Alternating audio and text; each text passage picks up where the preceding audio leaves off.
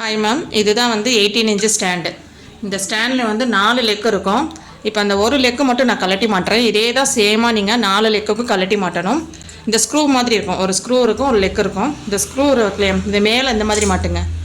இப்படி கீழ் வழியாக மாட்டிடக்கூடாது, ஏன்னா இப்படின்னா நம்ம அதில் ஃப்ரேம் ஃபிக்ஸ் பண்ண முடியாது. அதனால் மேலே இந்த ஸ்க்ரூவை மாட்டிட்டு கீழே வந்து நல்லா டைட் வச்சுருங்க. நல்லா ஸ்பானர் வச்சு நல்லா டைட் வச்சுருங்க. 4 லெக்கும் நல்லா டைட்டாக இருக்கணும். கீழே நல்லா டைட் பண்ணிக்கோங்க. ஆடிக்கிட்டே இருக்கக்கூடாது, நல்லா டைட் பண்ணுங்கள் இந்த மாதிரி. ஓகே, சேக்கே ஆகக்கூடாது. இப்போ ஆல்ரெடி வந்து நம்ம இன்றைக்கி கிளாஸில் பார்த்துருக்கோம், ஃப்ரேமில் எப்படி கிளாத் ஃபிக்ஸ் பண்ணுறது பார்த்துருக்கோம்.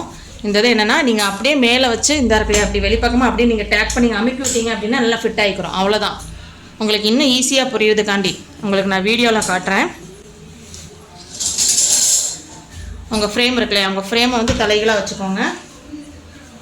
வச்சுட்டு உங்கள் ஸ்டாண்ட் இருக்கு இல்லையா, உங்கள் ஸ்டாண்டை வந்து அப்படியே வந்து தலைகளை அப்படியே ஃபிட் பண்ணிடுங்க. அவ்வளோதான்.